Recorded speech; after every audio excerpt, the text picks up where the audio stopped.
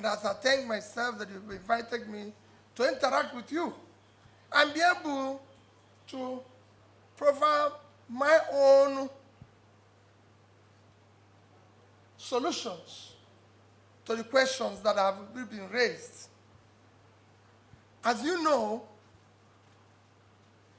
the government that will come in 2023 will be confronted by an array of daunting challenges,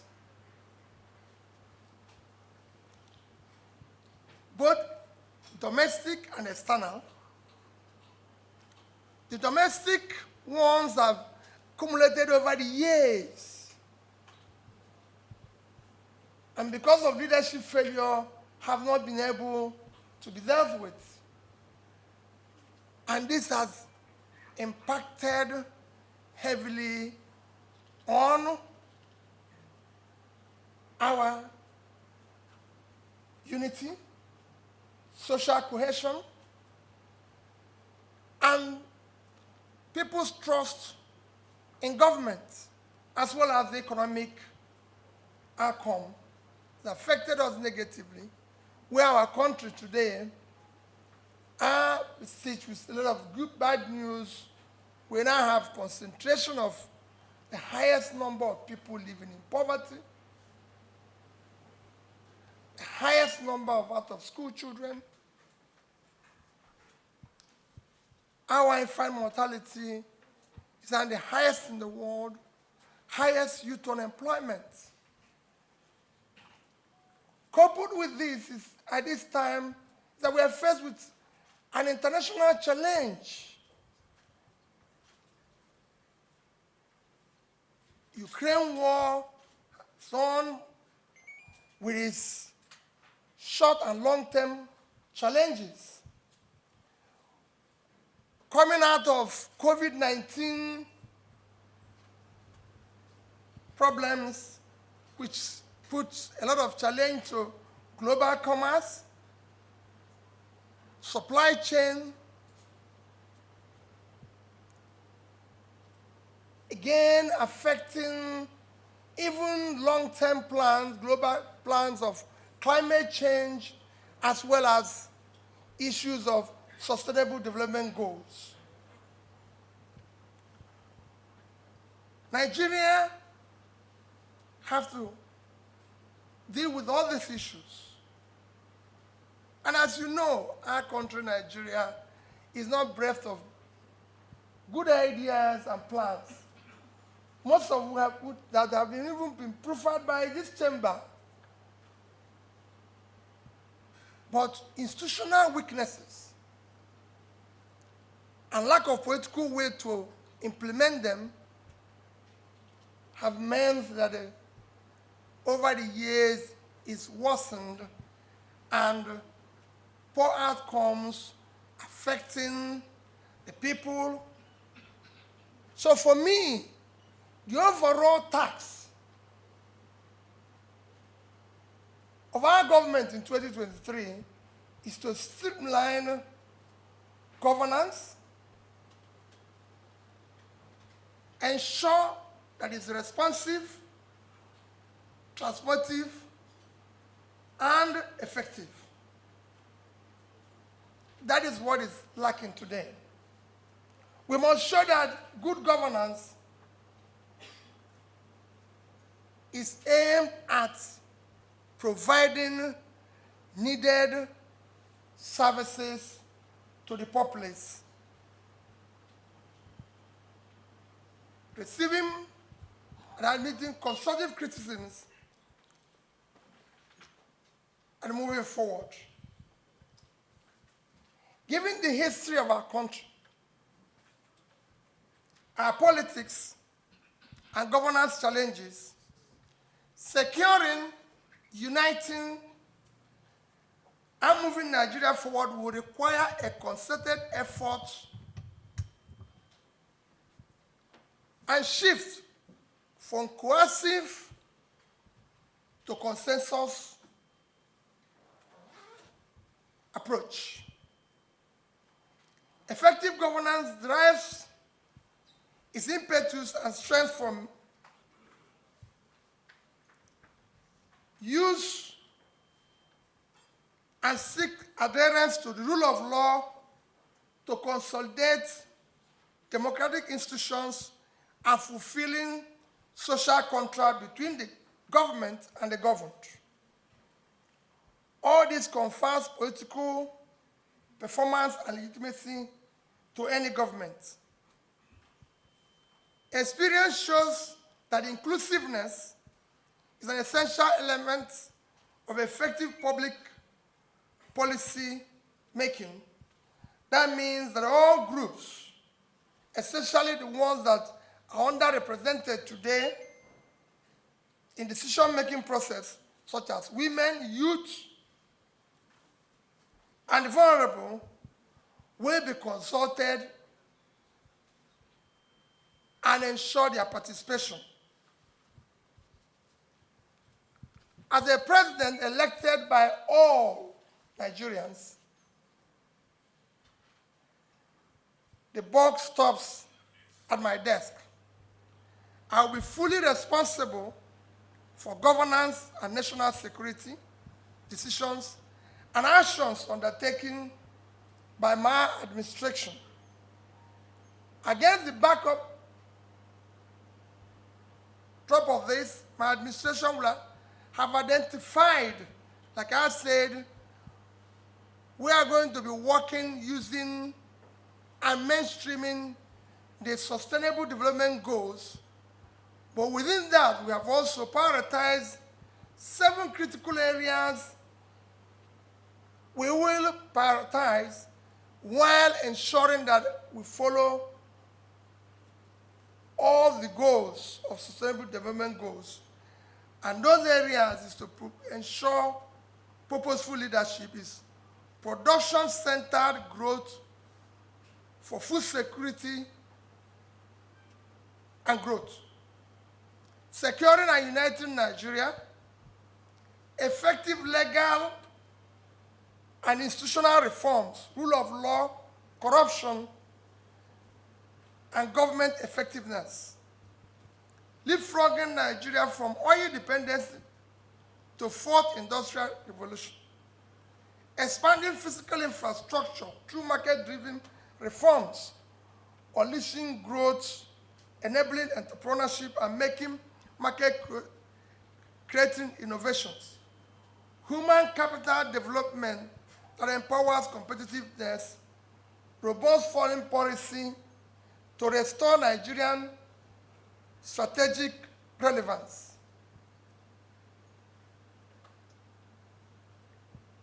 These are things for us that are critical that we want to do. For government, you've seen government complain every day that we have a revenue crisis, that our revenue to GDP is low. That's what you hear every day. We don't get enough revenue. My answer to that is, it's wrong. Revenue, for you to generate revenue is like going to a bank. You have to pay in first. Then you can get withdraw. You can't go to withdraw without paying in. And how does government pay in?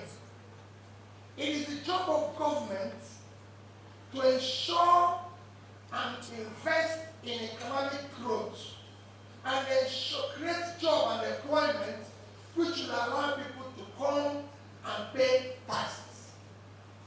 You cannot have 100 million people living in poverty and you're expecting robust revenue.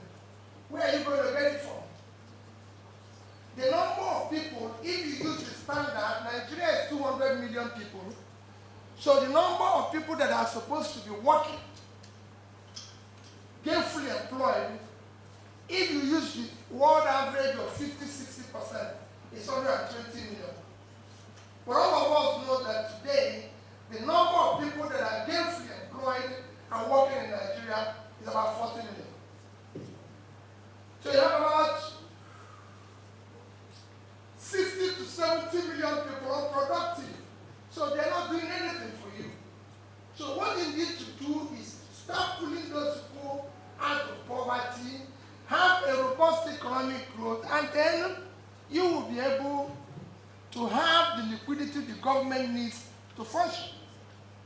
How does government generate money everywhere is to ask questions, and if I may use just one situation, one country, to give you an example, a big country, let me not leave the Western world, America and Britain, and go to Asia, China.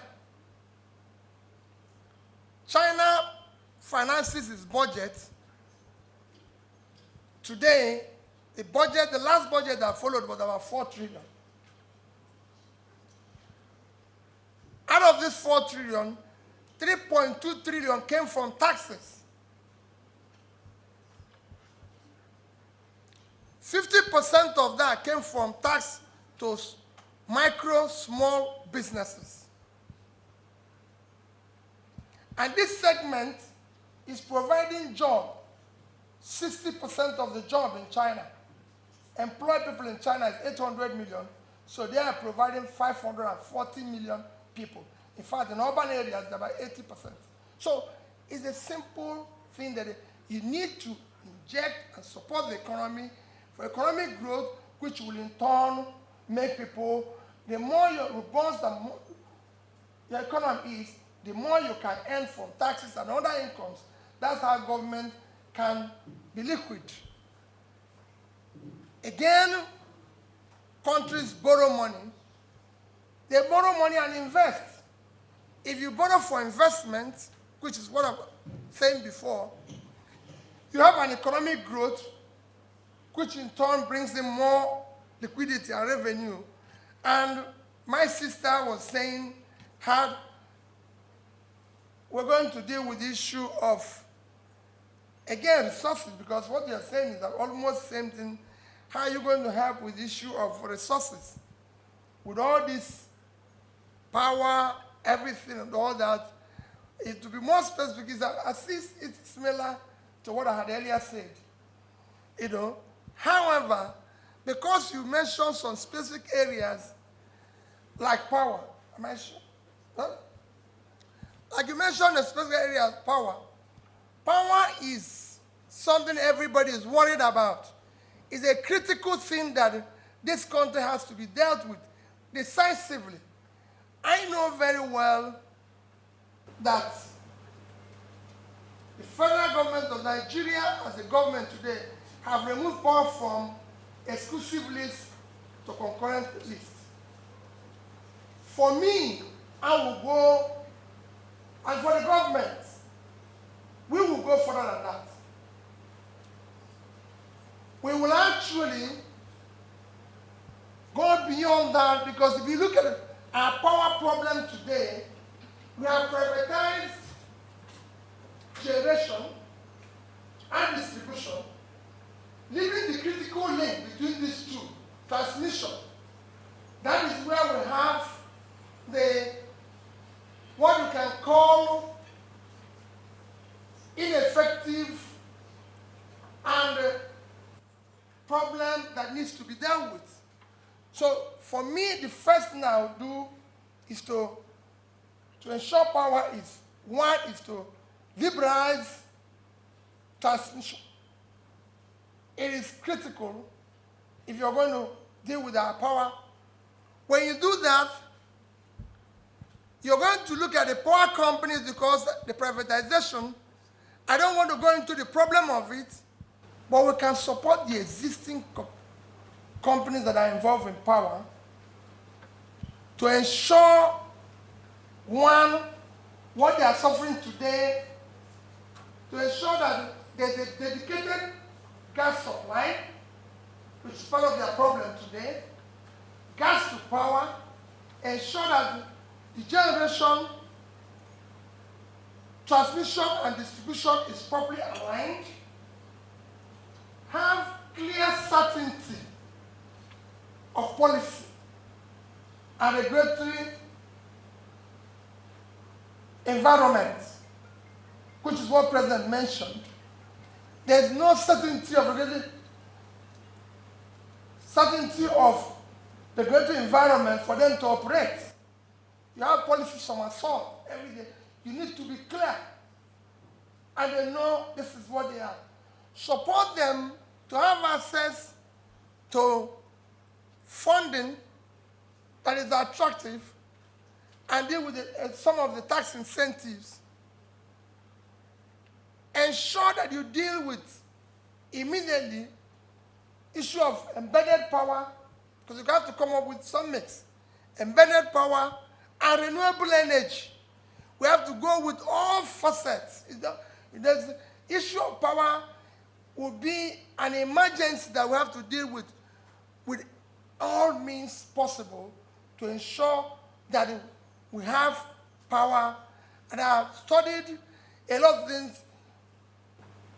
My sister, I was talking about issue of access to the resources to deal with this. You can actually do it involving the private sector aggressively. Government doesn't need to be entirely involved. When the government is going to be involved, like what happened in Egypt, they just give a sovereign guarantee. And that you can deal with when it comes to the issue of power. On how do you start dealing with the systems, which what they asked, quite frankly, that is the core of the problem we face today. And that is why I said that what we are going to do entirely is to streamline governance to be responsive, transformative, and effective. What we have today, we are not lack of any. There's clearly well-studied, discussed plans to solve most of our problems as a nation. Documented. So I'm not saying I'm going to be there to be one Superman who is going to come with inventions or things that nobody knows about. What I'll say that is I'm going to ensure that they are implemented and follow the stipulated guidelines. And that is what is lacking. The political will to deal with issues that is not everywhere. The political will to follow the rule of law, the political will to have certainty of regulatory environment that attract investment, the political will to ensure that you deal with, like he mentioned, issue of oil theft. Who is stealing oil? People in government, period. Nobody here can steal oil. Nobody here can steal oil. For you to steal oil, a ship has to come in and load it, and then he has to approve it. So it's simple. These are having like an issue of corruption. The reason why we're not doing well in corruption index is because of the same thing you asked, which I'll comment on. So the certainty is what I said I'm offering. The ability to do the right thing and ensure that it's done going forward from 2023. Let me probably start from the last question on the exclusive list. There's quite a number of things that is not supposed to be there. And that we can deal with as quickly as possible. In fact, it comes handy on what my sister is talking about, 100 days. I think these are the areas to start. There's things federal government don't need to be solely involved, agriculture, education. There's quite a number of them. But there are not things that I can say here and tell you, I'm going to but we're going to deal with it as quickly as possible. With the issue of education differently. I won't say exactly how we are going to deal with it, but I remember I said it will go out from the list where it is to where it will be under state.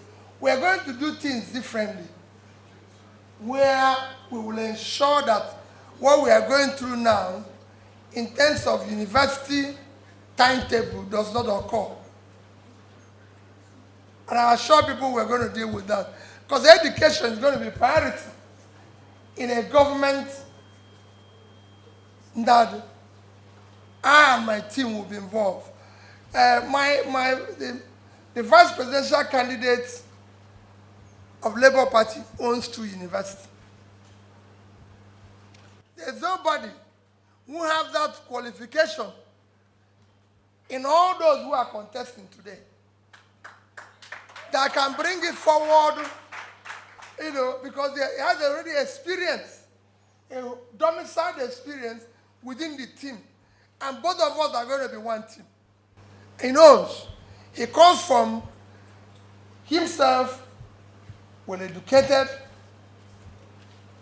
a PhD holder, owns 2 universities, involved with education, an investor. So be rest assured we're going to deal with all these issues and how to handle it better. On role of women, again, I'll refer people to go to my last involvement in governance in Anambra State. I was actually going to establish Ministry of Men Affairs because women were in charge. Go and check from my last chief of staff, last commissioner for finance, head of service, principal permanent secretary in my office, accountant general, commissioner for finance, commissioner for education, commissioner for local government. I can go on and on. And women took over. And I can tell you, I say it, I'm happy that somebody who went to European Union with me is there.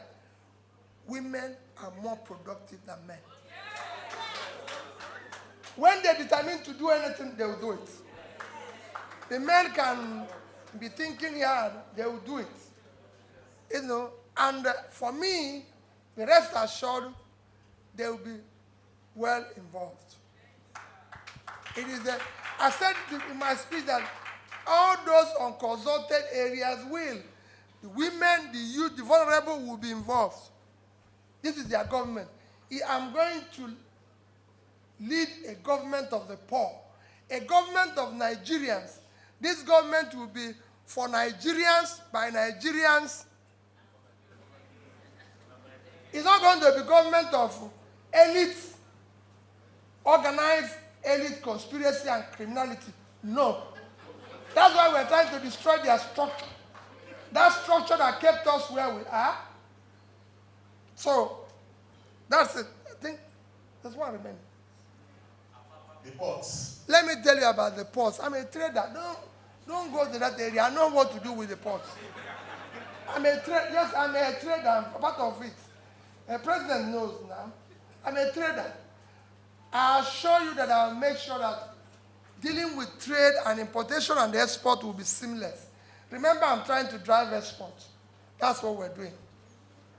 Mr. President, let me most sincerely thank you again and your team for inviting me. The reason why I said I want it to be interactive is that I want the people to listen to me and take notes. So they know that what I'm speaking is what I'll do, because I have it detailed, it's being taped, I'll have it analyzed, and things I've thought over and over again. I've made comparison with Nigeria and over 30 countries. And I've come to conclusion the Nigerian problem, though daunting and difficult, is solvable. All it requires is that we need to have a leadership that is committed. My appeal, they said 2023 is the last bus stop. My appeal is that 2023 election will not be based on ethnicity. There's no place where poor people in Nigeria live a better life. They don't buy bread cheaper in Kanu, in Meduguri, in Oyo, in Onitsha, in Enugu. The poor Nigerians are suffering in every part of Nigeria. There's no part of Nigeria where there's safety. Security is perfect. People today can't go to Kaduna by air, by road, or by train, out of fear. Katsina is not safer than Oyo. And the same thing, insecurity is everywhere in Nigeria. So, my dear people, we are not going to vote people again by ethnicity. Because it has not helped Nigeria. There's no tribe that have uninterrupted electricity. Or where there's unemployment is lower, or inflation better. The farmers in the north are not in farm because of insecurity. So, we are not going to deal with it head on. I've said the greatest physical access is the land, vast land we have in the north, with Kanu and Kaduna as a production center. And then we will come to Lagos and turn it into the financial hub of Africa. We deal with other ports. East will be there manufacturing goods for export. We're going to deal with everyone who will provide the support that businesses need so they can create jobs. We'll empower our youth through training, through whatever. We can borrow money. We want to move from government-led, where the prosperity is within those in government. Anywhere you see politicians richer than the private sector people is wrong. That is a collapsed place. We want to see businessmen the way they are everywhere in the Western world, and those in government are there knowing they are there by grace of God to serve the people, not to appropriate their resources to themselves. So we'll show you of that. It will not be based on religion. Do not vote for P2B. I've said it because I'm an Igbo man. I'm not contesting because I'm from Southeast. I'm not contesting because I'm an Igbo man. Don't vote for me on that basis. Don't vote for me for religion. I'm not contesting based on religion. Show me where Muslims buy food cheaper or Christians buy food cheaper, and I'll go there. So it is not going to be based on religion. Don't vote for me because it's my turn. It is nobody's turn this time. Nigeria is nobody's turn. It is turn, this time, it is turn of Nigerians. It is turn of Nigerian youth. The turn of Nigerians to take back their country. So no turn of anybody. Do not vote for anybody. Do not vote for anybody because of connection. We are not going to hear about connection. Do not believe about what they tell you about their structure. That is structure of criminality. Structure of looting. Structure of corruption. That's what we want to dismantle. Election 2023 will be based on a character we can trust. Show us your last office, where you've passed through. Let's go and verify how you manage public resources. My name is Peter Obi. Go and check from, I've said where I went to school, go and verify all of them. Go and verify the institutions where I passed through. And if you find anyone wanting, come. I have people I can look at. My seniors are here. I have a senior advocate here who is my senior in secondary school. He knows. You saw me this morning when President said, When President asked me to use the restroom this morning, you saw what happened? Yeah. When I said somebody else wanted to use it, and he said his name, I said, you're my senior.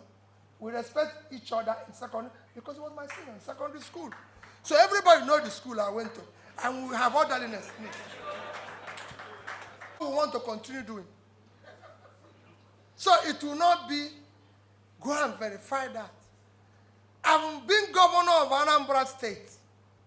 Everything I said, I'm going to change education, I'm going to improve on health, I'm going to put people out of poverty. As at the time I was governor, I have the best road construction of any state network in the state. By Ministry of Works, I have the certificate. I have the list in no debt. We never borrowed 1 kobo from anybody for 1 day. We didn't borrow money from anybody. I can go on and on. I built secretariat from scratch, built teaching hospitals and everything. We didn't borrow money. The day I left office, I was not owing anybody 1 naira. Be it worker, pension, gratuity, supplier, or contractor. I wasn't owing anybody. And you can go and check. In 3 banks in Nigeria, I left in each of them $50 million and 12 billion naira. Money belonging to the state. They've never paid me since I left. Anambra State have never bought me a bottle of water. I do not have any land belonging to the state allocated to me, or my wife, or my children, or anybody related to me. Anambra is there. Go and check their resources. I've said it everywhere, and show me where their money is missing. I was in charge, and I owe responsibility if you find their money missing. And that's what I want to do with Nigeria. I want to be held responsible for their resources. That's what it should be. So next year election will not be, it will be character we can trust. It will be by competence, capability, and commitment to start turning around Nigeria. This Nigeria must move forward. My dear people, let's take back our country. When it comes to issue oil theft, I've said it before, there's no way under my watch we will not find solution to oil theft. It's impossible. Even when we talked about what ASU is minding, that everybody is asking for money. ASU asked, it was 2009, almost 13 years ago, that this agreement was reached by government. And I know it was about 1.3 trillion, out of which Jonathan's government paid 200 billion, remaining 1.1 billion, 1.1 trillion. Let's say that is the situation. The waste, the stealing, would have paid that since. With effortless ease. Look at our oil theft. At a time we critically need every single resources. In July, we are the only country in the world that is not meeting our OPEC production, except Venezuela, because of sanctions. In July, you know, if our production was 1,083,000. So in July, we have 717 shortage daily. Multiplied by 31 days is 22,227,000 barrels. On the average pricing of oil in July, it is 110. So we lost $2,445,000,000 in 1 month. Even like you said about their rate, which I mentioned when I talk about rates, the official rate, which you said is not available, is 410. The real rate is 690. So if you put 690 and 5 and 410 is 1,100. Let's use the average, 550. If you multiply $2,445,000,000 with 550, it will give you 1,344,750,000,000 naira. And we are still owing, and we are owing ASU 1.1 trillion. 1 month stealing. It can't continue. In month of August, it became worse. Our oil supply in month of August went down to 975. So for month of August, we are losing 825 barrels per day. 825,000 a day. Multiplied by 31 days of August. It will give you 25,652,500. That's what we do. 25 million. Throughout the month of August, oil sold for 100 million. For 100 naira. $100, sorry. $100 throughout that month. So in the month of August, we lost another $2.5 billion. Multiply it again by 550, it's about 1.4 trillion. It can't continue. It is official stealing. We will deal with it decisively. Even if it means having to, why will government be borrowing money when somebody is here cutting away money? How? Duty waiver. I can assure you that under my watch, all duty waiver, if at all is going to happen, must be clearly defined to impact positively on the people. Not for anybody's benefit, no matter who. You must pay the duty. If you're not going to pay it, it is as a result of the fact that we are bringing in this for the purposes of the people. Like maybe health equipment. So we know we're going to put it not in presidential clinic, but in Jarak clinic. We will ensure that. So the two waivers is this on exchange rate, which you've mentioned, because people have asked questions, how do you control exchange rate? Exchange rate today, as you know, the greatest impact of exchange rate in our system is physical recklessness. Just like our inflation. You can deal with it in 2 items. It's physical recklessness because what you're doing, expensive money, you're printing money to pay for subsidy. If you remove that and remove borrowing for consumption, you stabilize and aggressively go into what I said, moving the country from consumption to production, you stabilize your rate. It's happening with every country. I've said it before. How could a country like Nigeria,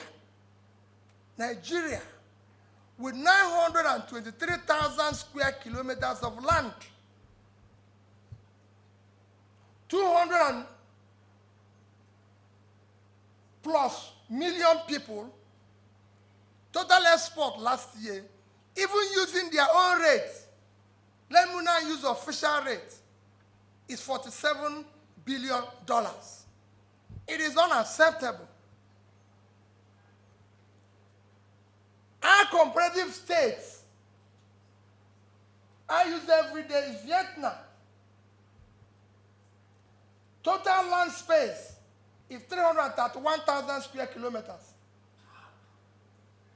100 million people. So they live on 1/3 of our land, half of our population. Their export last year is nearly $400 billion. And what did they export? Manufactured goods.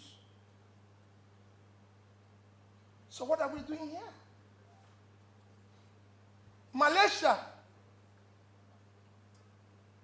living again on 329,000 square kilometers of land, 1/3 of our land, 30 million people, which is 50% of our population. Total export last year is about 290 million. And we are doing 400 and something. 447, we are doing 47 billion. The list is, you can go on and on and on. A tiny country like Israel, 22,000. I've said it even in CNN. One is that 50% of the subsidy is corruption. That will be dealt with decisively. Two is that you are aggressively start immediately the issue of any way you can to ensure local refining through modular, through all forms of this, and ensure simply that those with private sector delivery, not government, private sector supporting them. When you remove it, you're going to have that resources to be able to support private sector-led corporations or individuals that want to go into that field, support them and ensure that the finance are put in as quickly as possible. We are oil-producing country. Supply them crude in naira. They refine it for domestic consumption. I've said before, we have to stop dollarization of our economy, especially the domestic economy. Under my watch, the emphasis on dollar, if you must operate here, you must charge naira. If you want to charge dollar, you wait and meet us in international space. But here, no dollar charge and no dollar expenditure for government again. We will deal with dollar, we will use it to engage other countries, we use it to do everything. But here, we've seen where that have led us, where airlines charge Nigerians more than they charge from other countries. It will not happen under my watch. What you charge in A is what you charge here, or you can't, you go. If we are going to trek to your country, we trek. Because we have to deal with that, all those issues. So I assure you, subsidy will not be there. And when you remove subsidy, what does subsidy do today? Subsidy is one of those things that are impacting today in your inflation. Because you have huge money being thrown, expansion of money to supply in the system to deal with deficit budgeting of paying for subsidy. You need to remove it. If you remove security today, if you deal with security today, and your farmers go back to farm, and food prices come down, you remove subsidy and deal with corruption, your inflation will come down. Thank you. Thank you very much, Your Excellency. I've taken your name, you will be one of those, so you will know that you took notes and people taped what I'm saying. That we are not going to go there and have issue of corruption. Said it before. If the principal person is not corrupt, his wife and children, and those around him are not part of it, you reduce it by 70%. Quote me anyone. And remember, if you were talking about liquidity issues, if you have a country that is secured, and you deal with intangible assets of rule of law, law and order, deal with issues, the greater environment, deal with corruption, there's money all over the world. They will throw money at you. Once they are sure that the person who is managing the public resources is a person of integrity. Because the problem we have with corruption, and when they want to measure it, it is corruption perception index is measured on management of public resource. It's not about any other thing. It's not about Yahoo boys. One thing is measurement. Management of the one we own. So most times we abandon where we're supposed to concentrate and deal. Once they are sure that the leader does not appropriate public resource to himself, does not use it for his own influence, investments will come. And when you have investments, you create jobs, and you have revenue to work. That's what other countries are doing. Hope of the youth is same thing I've said. The youth, I said to you every day, not just that, you'll be involved. I came here with even the youth. Where are those people I came with? They are here. All these people, none of them. You can stand up. These three, I'm sure, I came with. I'm sure. Look at it. This is our candidate for Lagos State for government. He's at 8 years. He's at 8 years old. MIT graduate. The three that are here are all first-class people. All of them are under 40. I can't disappoint them. I won't waste their time. I was telling them when we are coming here that this job, they remember what I told them, that is the time we put retirement age to it.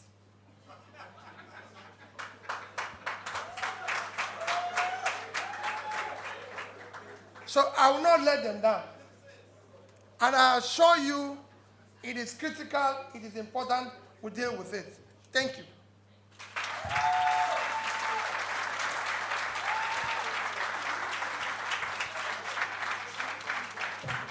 The number one thing to deal with today in Nigeria is issue of security.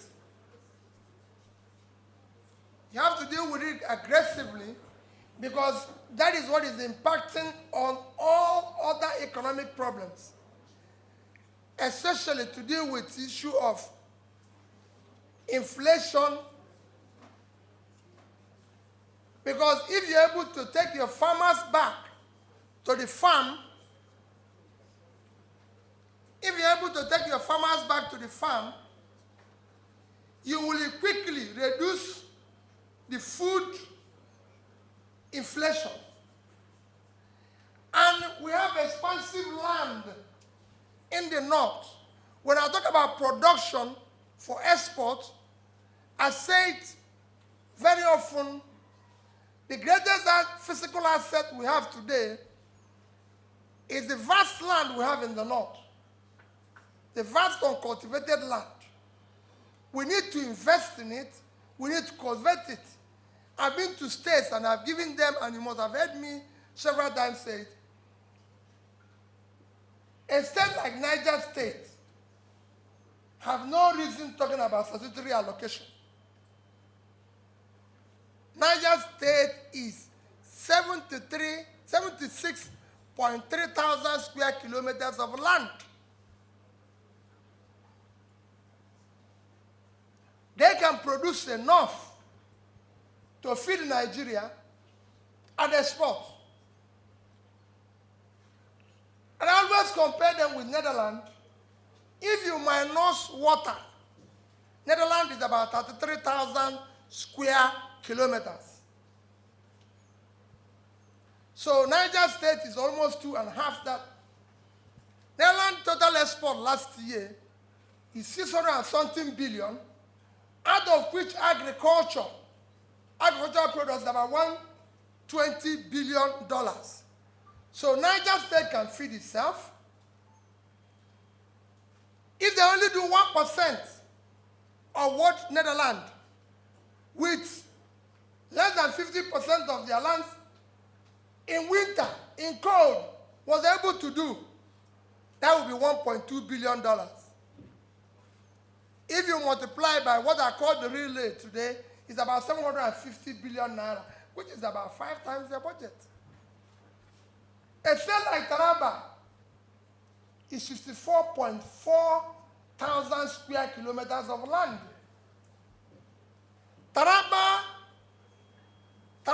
is bigger than Belgium at 30.9 and Israel at 22.1 put together. Taraba state in land space is bigger than Belgium and Israel put together. Belgium total export last year, put with Israel, is over 300 billion. If Taraba does 1% of that, even if you come to Africa, Taraba, you can grow flour there because they have the Mambila Hills. You can grow tea, you can grow coffee. Kenya, our next door neighbor, did from flour last year about over $500 million. I went to the field and I saw young girls and boys picking flour. They are being paid $100. So the unemployment is below 10%. Ours is 35%. Because of states like Taraba. I went to Ethiopia. Total export of coffee from Ethiopia is $1.1 billion. Of course, tea in Sri Lanka. These are things you can grow there. So we need to deal with all those. When I talk about production, that is why order of priority, security. So you can put people back to farms and invest on the productive assets of the country. When we talk about our assets, it's not only NNPC and Ajokuta. Land is the major asset and has to be invested on. And no land are we going to allow to just be like that. We will turn into something and it will be productive. So these are the orders of priority. Deal with the issue of human capital, education. Our human capital is low. The more you invest in education, the better your economy. So we're going to invest in education. We're going to invest in health. We will start pulling the small people and people out of poverty. These are orders of priority of what we are going to do. The next one. There's nothing wrong in borrowing. Every country of the world borrows money. I've not seen any country that is not owing. Especially countries we use for example.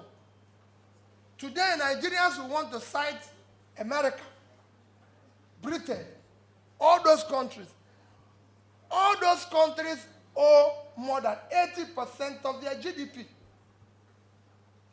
America is the biggest country.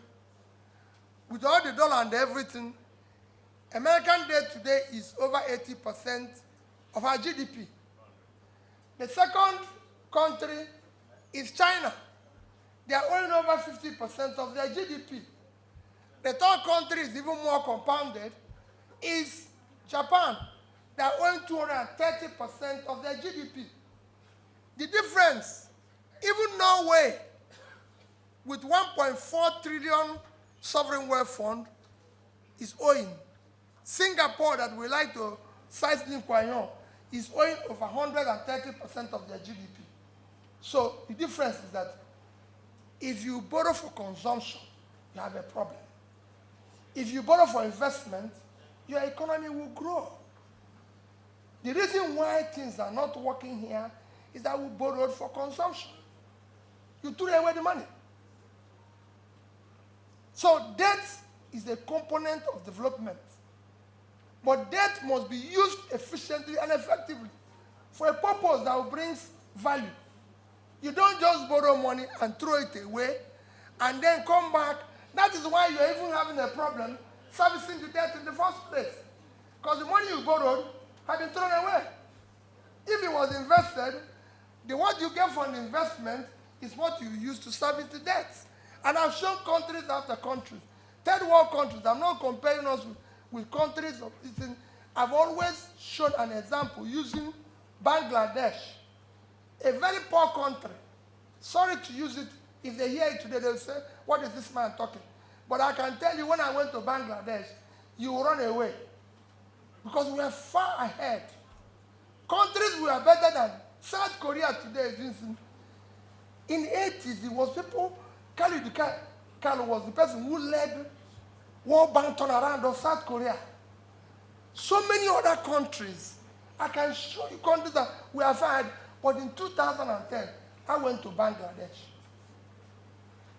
as a governor because I wanted to go and study what they are doing with micro businesses. I went there. The first thing I saw is to look at it. What is their GDP? About 115 billion dollars. Their debt was $45 billion. Their per capita was $747 in 2010. Go and check Nigeria in 2010. Our GDP was 375. Our per capita was $225.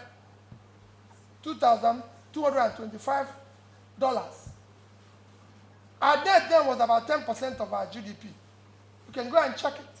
Today, our debt is now about 30% of our GDP, which means we have tripled it.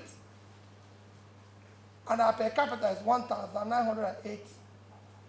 So we lost 11% of our per capita. The same Bangladesh today, their per capita is 2,050. In fact, it's 2,100 now. So they've tripled their own. Our own went south. That's because the money you borrowed, you threw it away. Their GDP have grown to 300 and something. Their debt have also increased by 3 times what it was then, but they've invested it. It is what you use the money to do that makes the difference. There's nothing wrong in borrowing. We will, first is that under my watch, we'll borrow for investment. We're not going to borrow for consumption. And there are things you can do, which is what my sister is doing, cut the cost of governance, remove physical recklessness. And you don't need to borrow as much as you're borrowing today. Thanks for checking out SYMFONI on YouTube. Please be sure to subscribe and like our videos for updates.